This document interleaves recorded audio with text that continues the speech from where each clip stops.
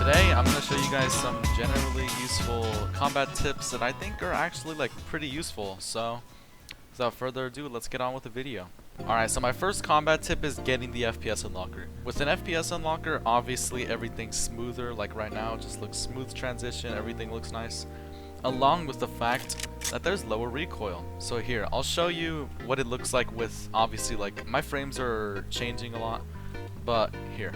Alright, so I locked them at 144. There's still some FPS drops, but it's relatively stable. So here's me not holding at all.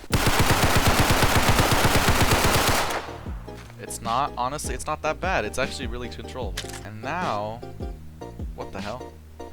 Okay, we'll lock it at 60 FPS. As you can see, it kind of fires slower too. But honestly, it isn't.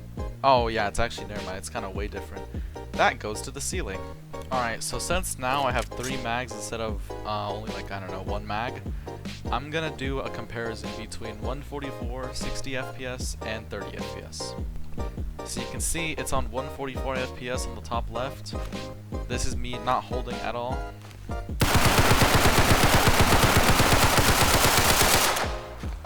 It's controlled and it actually is pretty decent.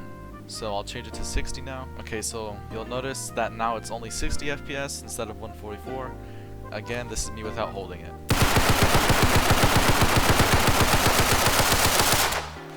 You'll notice that it's around the same recoil in terms of going up, but there's a lot more spread, and it's not nearly as like tight as before. And now we're gonna do 30 FPS, and this is the recoil on 30 FPS.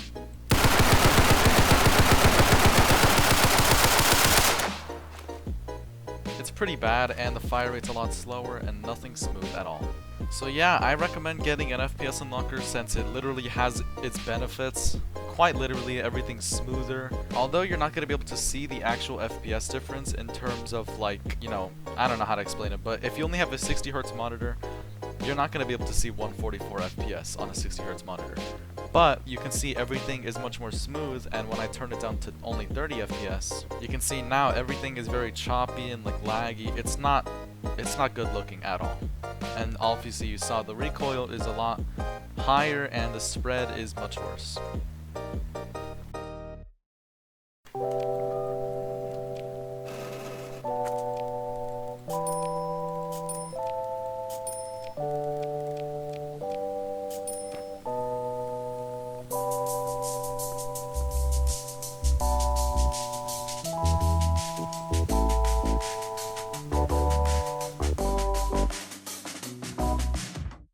So when you're using the Mare on like a tall building, you might think there's a lot of bullet drop on it, because when you shoot, it doesn't shoot where you want it.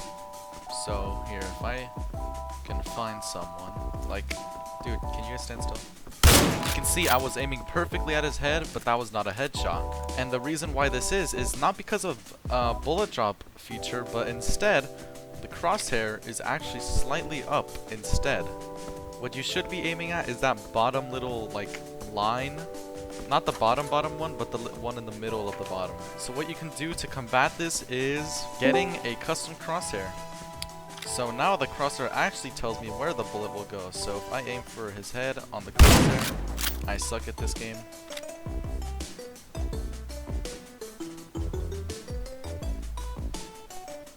Dude, can this guy like stand still?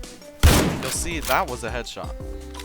And it still didn't knock him because the Mare sucks, but regardless, it was a headshot and I was aiming where the blue crosshair is instead of the main crosshair in the middle. So here, I'll headshot someone else like that guy. Wasn't a headshot, but regardless, you see the point. I suck at aiming. That was a headshot. You'll see that the crosshair actually, like, it's where the bullets are actually going and not where the middle crosshair is. You see that was another headshot. Didn't knock him. Still, headshots. Basically, this crosshair is OP. I'm not gonna explain how to get it since it's honestly too long. Okay.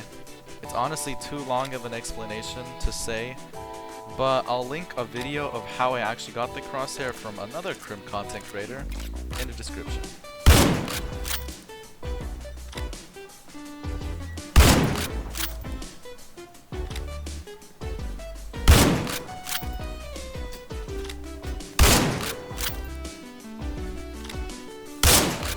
Okay, I got a div now.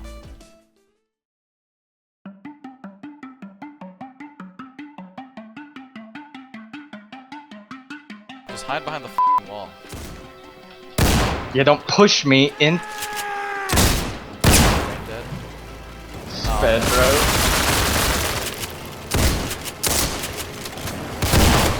He's dead. Rain dead. These guys are apes, bro. I got the bounty. Yeah, I know. We both. Oh my god, this guy had 1k on him. I got his bounty. Oh, Farsol's heading over. Okay. He's dead. I think he. What the? What? Finish him, shoot him, take him out. Doesn't matter. We're just getting raged. And that, my friends, is one of the combat tips for this video. So basically, I don't know what that bacon hair is doing, but basically for this combat tip, instead of standing still like this, instead what you should be doing is like moving around like this, because if you stand still, they just have like free, they can just hit you on the head, and yeah, but they'll probably also do it, so you should just go like stuff like that. That's actually a pretty good tip because it makes the enemy harder to hit you.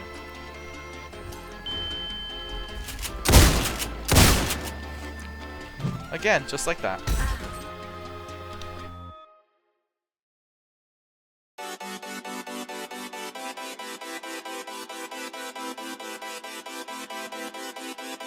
Okay, so what you can do with nades, instead of having to throw them, instead what you can do is just like this. Hold on, I gotta find someone.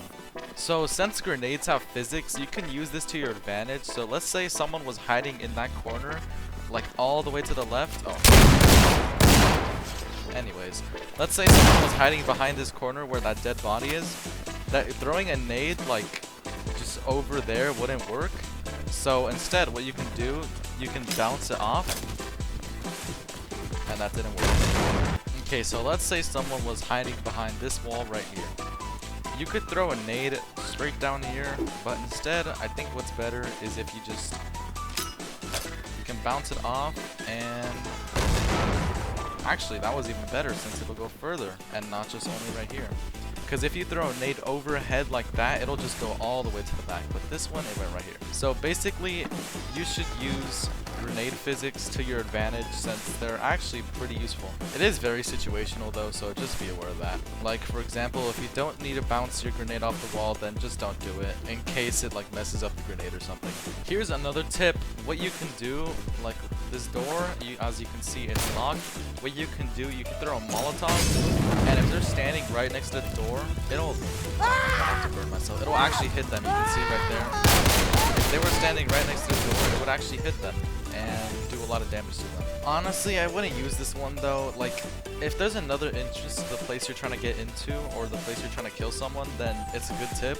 And if it's a really quick way to get there, then yeah. But like, if it takes really long, then like there's no point in doing that.